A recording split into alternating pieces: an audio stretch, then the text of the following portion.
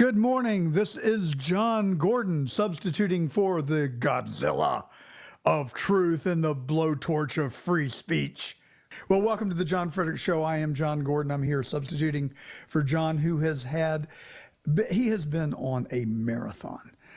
That bus of his has toured the entire free world over the last 12 months.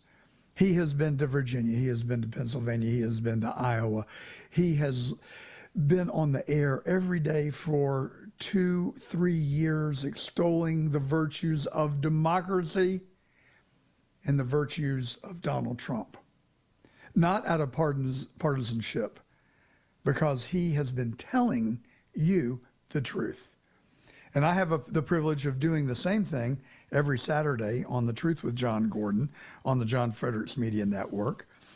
And we bring you the news behind the news, the insights that you can only get if you have an unhealthy obsession for this stuff and spend untold hours every week looking behind the curtain and under the rug to find the truth. And that's what we pride ourselves in doing. So it is a beautiful day in America, and I just could not be more excited. I am here today to declare the Biden, Harris, Obama, Clinton reign of terror is officially over. And it has been a reign of terror. These people lie somewhere on the continuum between serial liars, delusional, or just really stupid. And frankly, I think it's a function of a little bit of all of that. Because even in defeat, they're still trying to double down on their stupidity. Have you heard the talking heads, the paid off mainstream media? They've got these people coming on saying, oh, we just got the narrative wrong. Oh, I think we just didn't have the right talking points. Well, you're right. They did get the narrative wrong. They did get the talking points wrong. Because they told you that the border was secure. They told you that inflation was transitory.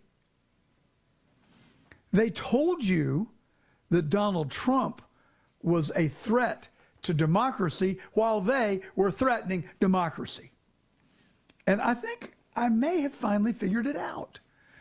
I mean, I've listened so intently and I've tried to get inside their heads, and it's almost impossible unless you're a sicko to get inside their heads. But I think I kind of got it figured out. At least I have an hypothesis. So when they say that Donald Trump is a threat to democracy, I think they really mean it. But here's the twist. Here's the insight. It's democracy as they know it. And the democracy that they know is a democracy that is built on a house of cards with one domino stacked behind another. And it's all a series of untruthful narratives. So when Donald Trump comes in and just tells the truth, when John Fredericks comes on and just tells the truth, when Dan Bongino goes on and just tells the truth along with Tucker Carlson and John Gordon a little bit, maybe, if you can hear my voice. You can hear it on Saturdays from noon to 2. But when you have a legion of people preferring to tell the truth than to maintain a narrative designed to push their greed for power and their lust for control, it falls apart. Their party falls apart. And then in their twisted little brains, there is no more democracy. But that's not what the forefathers intended. They intended for a competition of ideas between political parties. They didn't really actually perceive political parties. That came along after. But the reality is that our republic has morphed into a two-party system, and one party wants to have sole control, and they want to do it through narratives, lies, manipulation, wokeness, and it's all come crashing down around them because there are laws of nature and laws of man.